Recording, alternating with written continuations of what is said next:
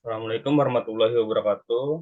Kami dari kelompok 2 ingin mempresentasikan tentang sistem administrasi sekolah berbasis web sederhana SMA Muhammadiyah 11 Jakarta, program studi informatika 2023, kelas IT 021, IT 201.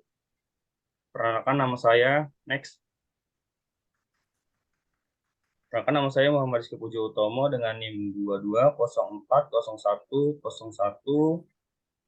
220401111005 dan teman saya Ari. Nama saya Aris Susanto, NIM saya 220401010029.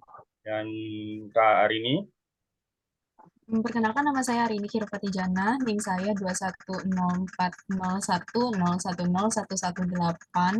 dan Kak Rifki.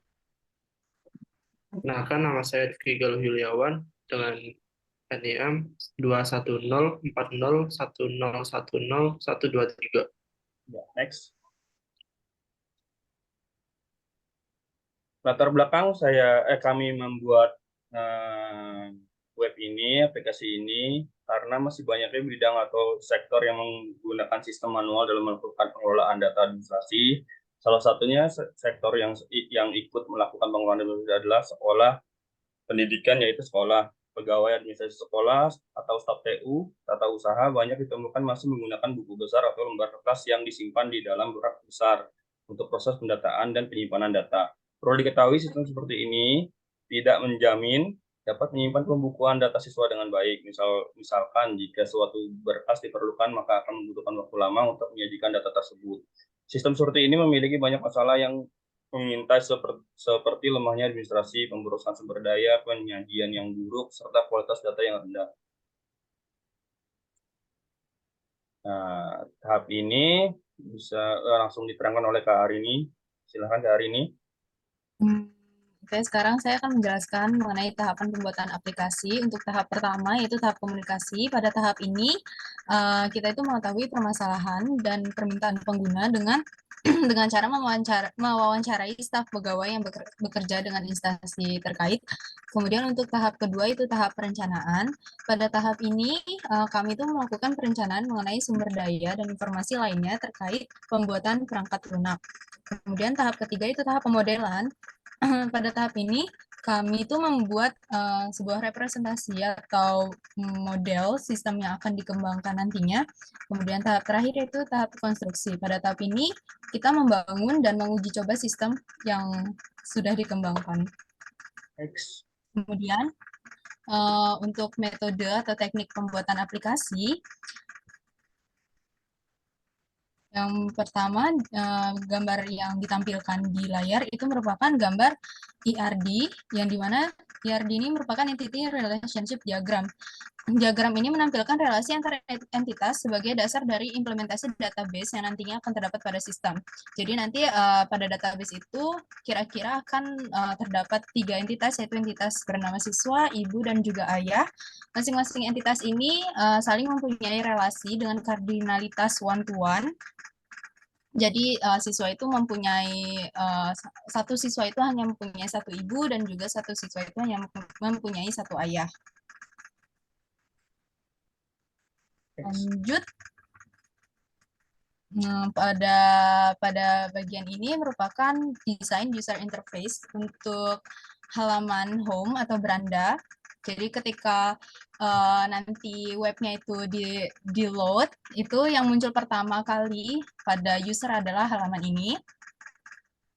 Kemudian selanjutnya, ketika saya ngeklik tombol add new data, kira-kira gambar yang muncul nanti di user itu seperti ini. Ini berisi field yang nanti akan diisi oleh pegawai sekolah atau staf tata usahanya tadi. Itu di sini untuk bagian siswa, dibagi juga ada bagian orang tua.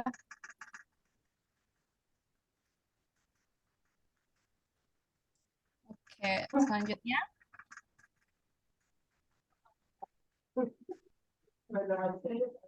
Itu di sini ada page untuk menampilkan data mengenai siswa tadi. Kemudian ini merupakan desain user interface untuk halaman edit. Di sini juga terdapat field-field yang nantinya si user itu bisa mengedit data.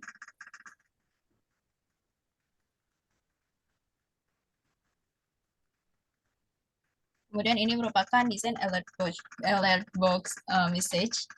Jadi kalau misalnya nanti tombol delete-nya ini kita klik, akan muncul box message seperti ini.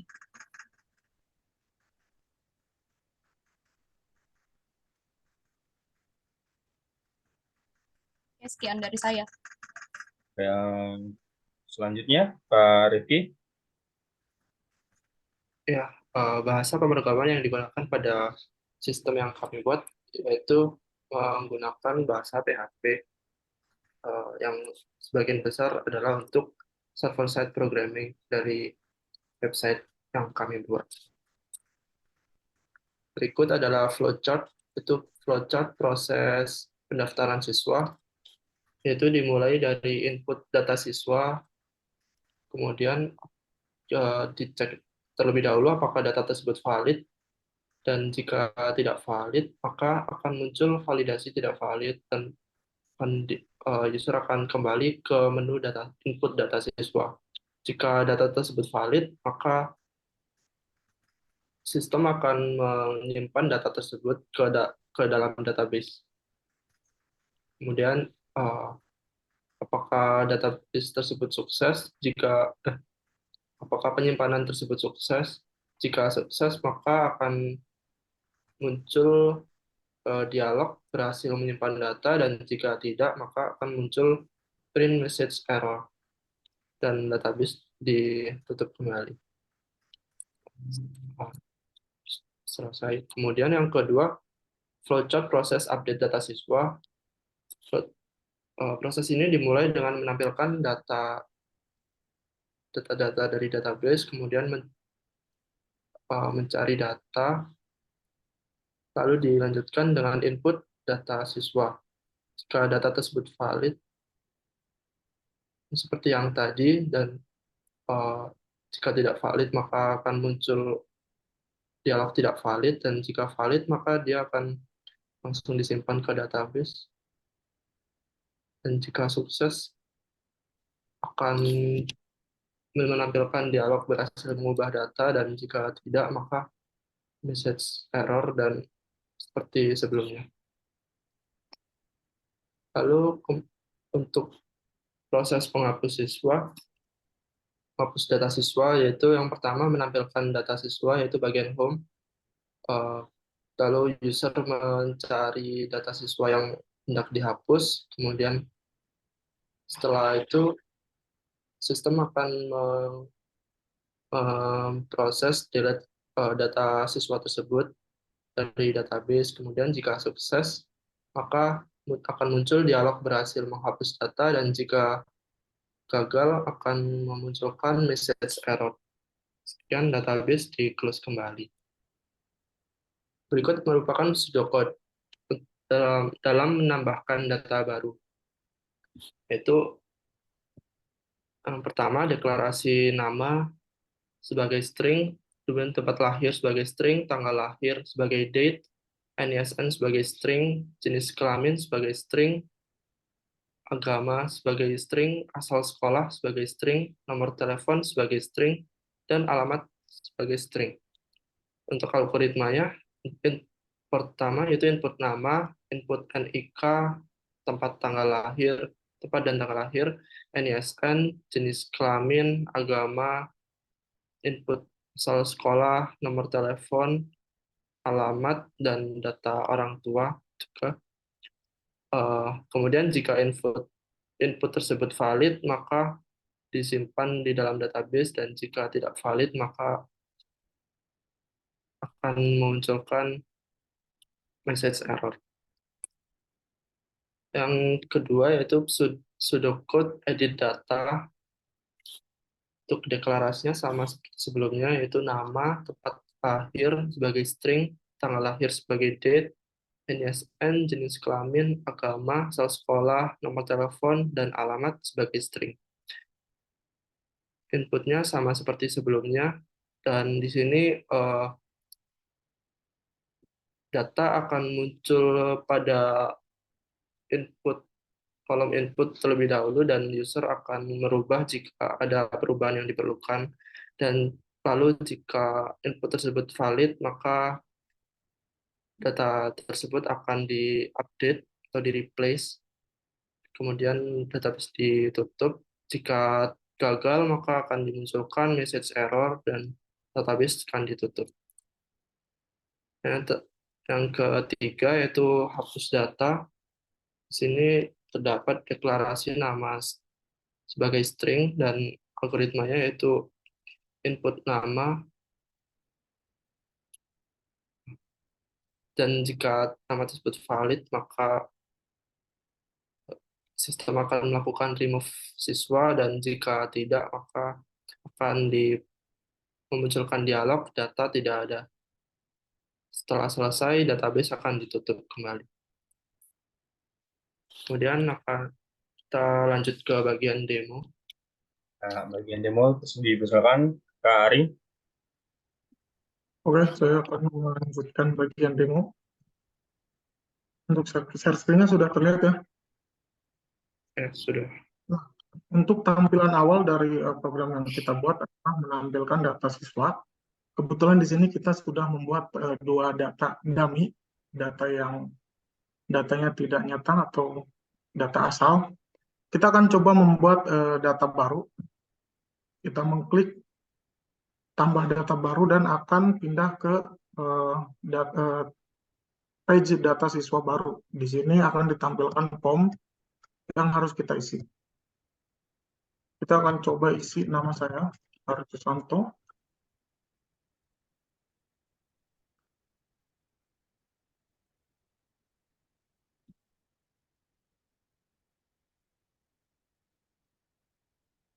Untuk datanya sendiri ini wajib diisi karena jika tidak akan terjadi error atau ada alert harus diisi.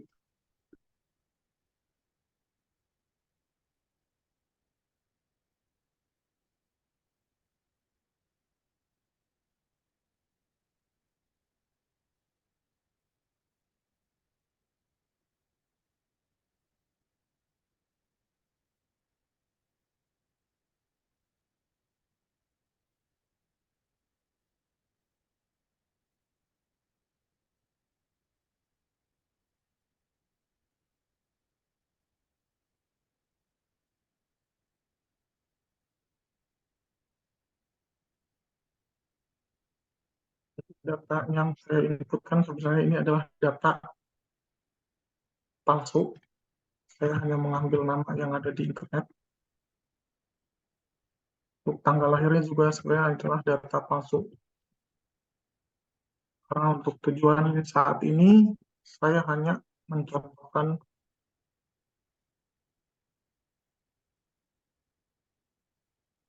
menginputkan data. Nah, di sini jika kita coba simpan, akan muncul alert input siswa berhasil. Jika kita klik OK, maka datanya akan muncul di sini. Selanjutnya, untuk fitur selanjutnya, kita juga bisa melihat detail dari data siswa tersebut. Di sini terlihat bahwa ada data siswa dengan data yang lengkap, ada juga data ibu dan data ayah. Selain itu, kita juga bisa mengupdate atau mengedit data tersebut. Untuk saat ini, kita akan coba contoh hanya mengganti nama saja. Misalnya di sini kita akan coba ganti nama Kak Ari ini. Jika kita coba set, maka akan ada tampilan edit siswa berhasil. Nah, di sini sudah terlihat bahwa data tersebut berhasil diubah namanya. Karena saya hanya mendemokan namanya saja. Selanjutnya untuk yang terakhir, ada fitur untuk hapus data. Kita hanya perlu menekan tombol hapus, dan akan ada alert atau pemberitahuan apakah Anda yakin ingin menghapus siswa ini. Jika kita tekan cancel, maka tidak akan terjadi apa-apa. Tapi jika kita tekan OK, akan ada alert baru di mana siswa berhasil dihapus atau hapus siswa berhasil. Nah, setelah siswa dihapus, maka data tersebut yang tadinya ada akan dihilangkan. Mungkin itu saja untuk demo aplikasi yang kita buat. Selanjutnya akan dilanjutkan oleh rekan saya untuk penutupan. Terima kasih. Ya, terima kasih Mas Ari atas presentasinya, demonya untuk aplikasi tersebut. Eh,